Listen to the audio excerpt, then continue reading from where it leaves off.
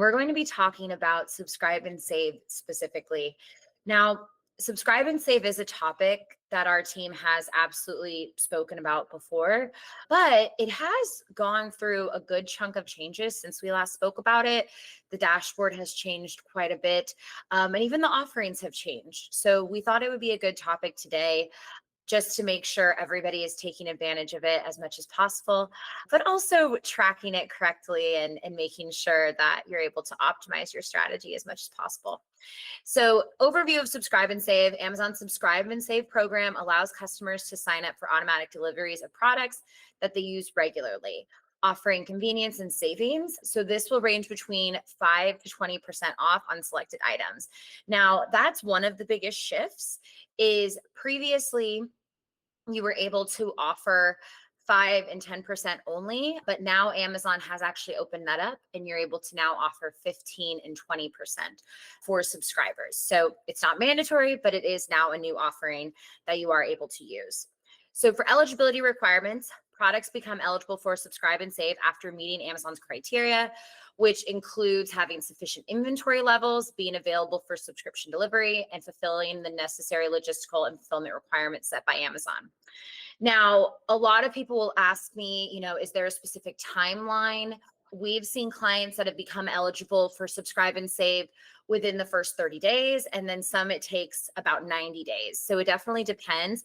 Amazon will give you that eligibility once you have met their internal requirements for that. You also are able to request to be a part of it. We have successfully done that where we'll open like a case with seller support and say, hey, can you please consider our product for subscribe and save? And we have been able to get products added earlier. So that's also something that you're able to do. So customers can choose delivery frequency. So it could be monthly, bi-monthly, quarterly. So every customer is going to have their own option. It's not set in stone, which I really think helps with this program. So for the subscribe products with the option to modify or cancel their subscription at any point, making it a flexible and customer-friendly option. You do generally see that products in the subscribe and save program are featured prominently on Amazon, increasing their chances of discoverability by customers who value convenience and cost savings, potentially leading to higher sales volume and long-term customer loyalty. Now, the brand benefits is by participating in subscribe and save, you will see an improved customer retention rate, reduced churn, and then steady demand, all while leveraging Amazon's massive customer base and advanced fulfillment infrastructure. So it's a great program overall, and there have been a lot of changes to it as of late. But, I think ultimately it's something that is here to stay, and it's something hard to mimic on your own website is what I would argue. Now, the subscribe and save dashboard has also gotten a massive facelift probably in the last year or so. And what you find is that even when you log in, sometimes there's just new stuff added that it wasn't there before, and now you see it. So I thought it was helpful to cover what's now a part of that dashboard. So if you're not able to get to that dashboard, I don't blame you. It's very hard to get to. So to check that out, you would go to the gear icon in the upper right corner of Seller Central, and then you'd go to Fulfillment by Amazon. And then from there, all the way at the bottom of Fulfillment by Amazon, you'll see subscribe and save, and you can click edit, and that's how you get to the dashboard.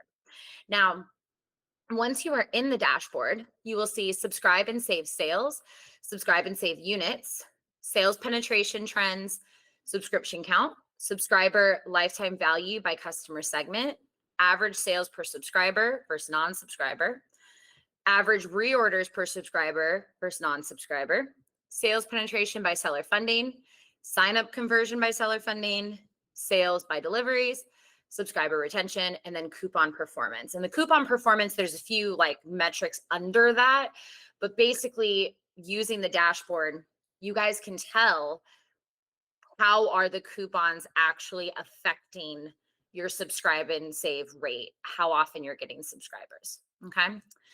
Now, monitoring key metrics for sales and retention.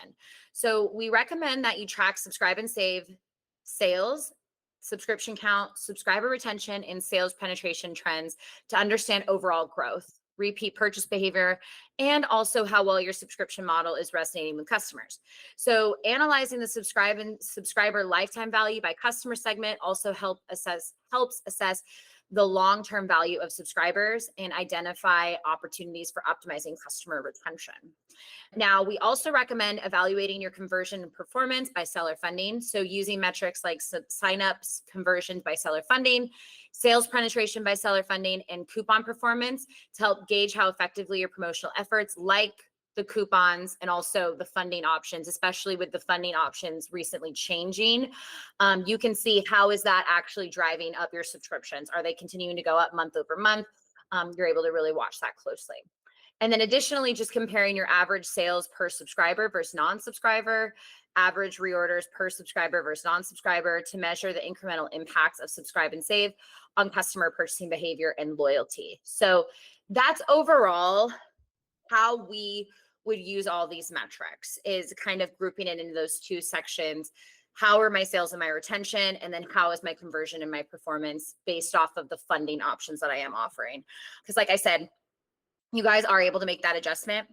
One question that we do get often is, okay, let's say I make that update, whether that's you change the funding option, like if you were to increase it or decrease it, or if you even change your price in general. That's something that's obviously happening a lot right now. A lot of people are having to increase their prices. And one thing we have found is that basically what Amazon says, when they change the price, they don't like immediately alert the customer. Instead, they let them know when their subscription is about to basically ship. So every time Amazon's about to ship an order through the subscribe and save program, they let that person know that it is coming. So it's not like they just charge them and move about their day. They are emailing that person, letting them know. And it says the price when they do that. So it's not like they say, oh, so-and-so increased their price, here's the new price, anything like that. They're not drawing attention to it, but they are alerting that customer of the price change. So whether that's you guys gave a stronger offer, or if you guys had to increase your price or something like that, Amazon would alert them. But I think in a tactful way is, I guess, what I'm trying to say. So how can you scale subscribe and save on Amazon? You know, a lot of people, they'll set up subscribe and save and they'll forget about it. But ultimately, there are different things that you're able to do to try to boost up that visibility and to try to increase your subscribers overall. So first is just optimizing your product eligibility and visibility. So ensuring your product are eligible for subscribe and save program and listed with competitor pricing. So like I said, Amazon recently increased their subscribe and save offering from 5 and 10% only to now include 15 and 20% off. So what I would suggest is taking a look to see with your margins, is it possible to go higher? Is it possible to offer that amount? If it's not, it's fine. You can leave it be. But the other thing that I think should be, kind of included with this bullet point is making sure your products are always eligible, right? Because if you go out of stock and things like that, subscribers do stop getting their orders until you're back in stock. So that's definitely one of those underlying things that you want to make sure you're staying on top of your inventory from that point of view. Now, I also suggest leveraging coupons. So use coupons to incentivize new signups and boost conversion rates. So offering additional savings on subscription orders can encourage first-time subscribers and help build long-term customer loyalty. Now, coupons, the way it works is it's an additional percentage off. So let's say you have 10% is the funding option that you're providing for subscribers, and then you do a 5% off subscribe and save coupon. On their first order, they will get 15% off, but then the second order, they'll go back down to 10. So it's just that first order that they'll save that additional amount. It's not an ongoing thing. And then if someone's already a subscriber, they won't see that coupon as an option. Okay. So we think coupons are a really great thing to do for this specific strategy, just to try to improve and boost up subscribers, just because that additional savings a lot of the times can drive that. Now, we also suggest leveraging Amazon DSP for targeted audiences. So using Amazon DSP to run targeted display ads to reach potential customers who are likely to engage with the subscribe and save offers. So by targeting audiences based on their shopping behavior, interests, purchase history, can effectively increase awareness on your subscription options and drive traffic to the product pages and boost up your conversions for subscribe and save. So that is definitely a strategy our team uses pretty heavily, is using DSP to really refine those subscribe and save offers and really trying to boost those up. Now, additionally, you can use external efforts to try to boost up subscribe and save. And that can be done through like email blasts, social media engagement, things like that. Now, the reason I recommend this is strictly because Amazon Subscribe and Save offering and their process is very strong. It's very hard for any company to compete with how their process works.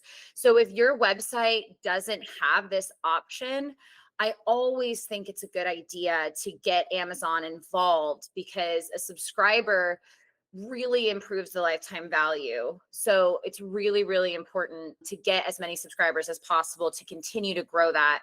And one way you can do that is definitely by engaging your audiences off of Amazon. Now, I don't recommend doing this like on a monthly basis or anything like that. I would say maybe like on a quarterly basis, sending out an email to your customer base, just talking about the benefits of the subscribe and save program, offering exclusive discounts or promotions, and then just posting regularly on social media to create awareness and encourage signups by showcasing the convenience and saving of subscribing. Again, subscribe and save for most of our brands, I would say it naturally grows month over month, but these different strategies here can really help scale it. And ultimately, if you can get on a really solid track of momentum with your subscribers, that's going to really, really help grow your brand, obviously, right? If that's not people you have to pay ads to get or anything like that. So in general, that's always a really easy way or easier way to scale your brand on Amazon. So in terms of subscribe and save, that's all we have on that topic there. And then what I'm going to do is I'm going to stop the recording.